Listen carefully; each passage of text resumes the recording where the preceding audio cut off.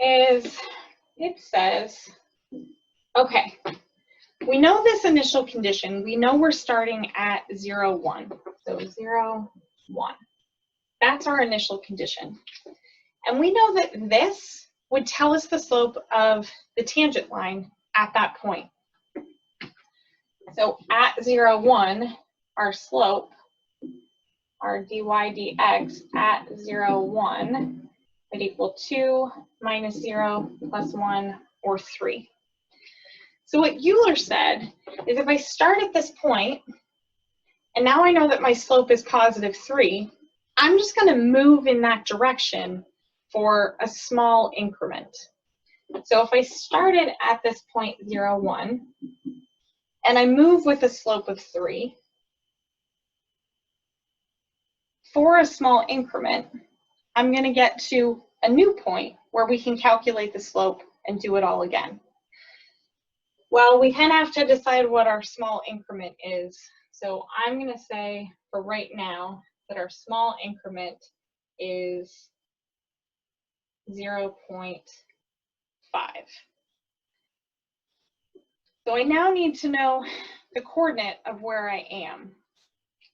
Well, I know that we started at 0, 1, and we moved with a slope of 3 to get to this new point. So that new y value, I'll just call this my new y value for a second, I got from my y value that I started on, call that my old y value, and then we added to that, moving in the direction of our slope for some small increment of distance, which I'm going to call delta x. Thinking back to 17a, and hopefully everybody talked a little bit about recursion relations and recursive formulas in 17a, I could write this in a recursive way to say that my new value, or my y sub n plus 1, is equal to the y value I'm currently on, or my y sub n, plus my slope, which I'm going to get from the derivative at the point that I'm standing at. So notation-wise, this gets a little bit messy, and I think I want a little bit more room here. So our y sub n plus 1 is equal to y sub n plus our slope, or dy dx, evaluated at x sub n, y sub n, times delta x. So for us, our y sub 1 came from our initial y value, 1, plus our slope evaluated at that point, which was a 3, times our delta x of 0.5. That would mean that I now should be standing at the point 1 plus half of 3 is 1.5, so 2.5.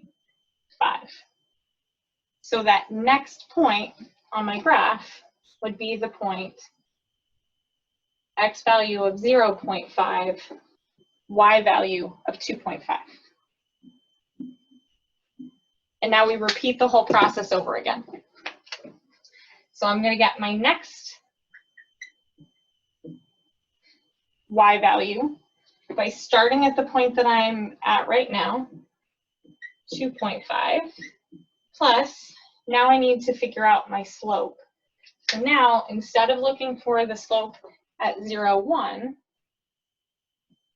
I'm looking for the slope at 0.5, 2.5. So I'd have 2 minus 0.5 plus 2.5. So together that's 2 plus a 2, so now I've got a slope of 4. So coming over here, I'd plug in that slope of 4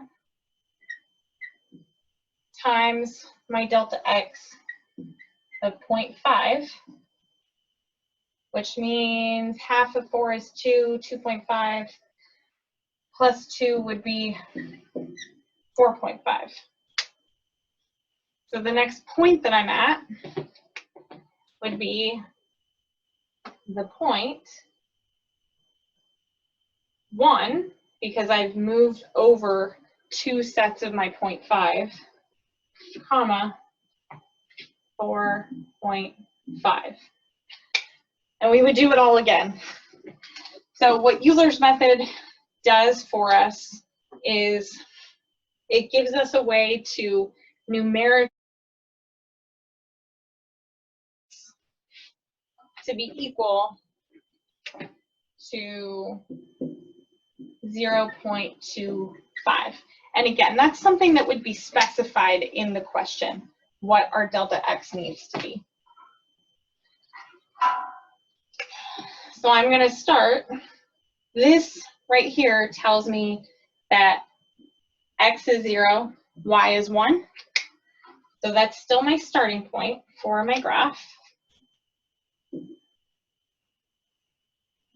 Starting at 0, 1. And then I'm going to get my new y value using this formula. So my y sub 1, I'm going to start at my y sub 0 of 1. Now I need to calculate the slope.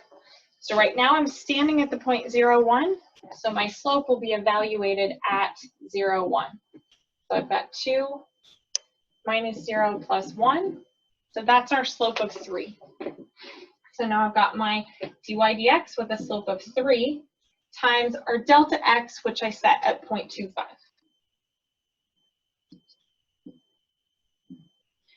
Now my new y value is 1 plus 0.75 or 1.75. Since our delta x increment was 0.25, when I plot the next point, this is going to be our y value at an x value of 0.25, as I've moved over 1 delta x.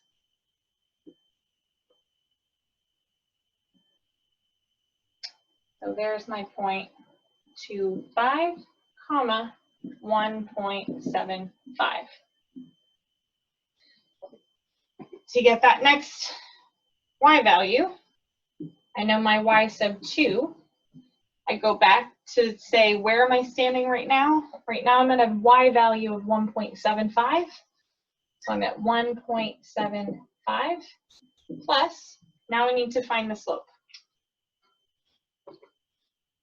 Not looking for the slope at 0, 1 this time. I'm looking for the slope at 0.25, 1.75.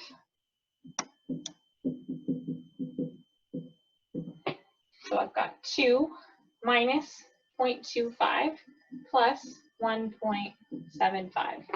So if I add these two together first, that'll add up to 1.5 plus that 2 gives me a slope of 3.5.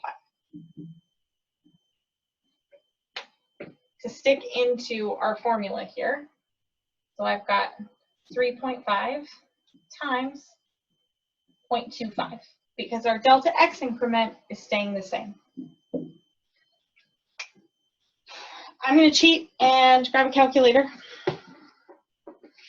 because it's just one of those days. So 1.75 plus 3.5 times 0.25 is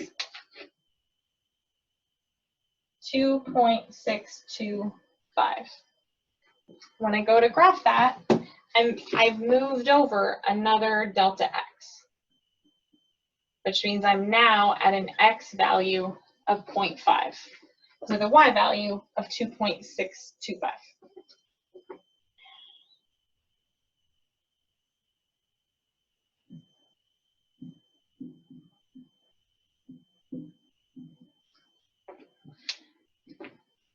It's tedious, and I don't really have a way around that. It is kind of tedious, but it's also really clever that without solving this differential equation explicitly, like without being able to take the antiderivative of both sides, we can still plot what that curve looks like by using the fact that we know what the slope of the tangent line is and kind of following little pieces of tangent line to walk along the curve. So it is 12:53. We got like 7 minutes left. Are there any particular problems that anybody wants to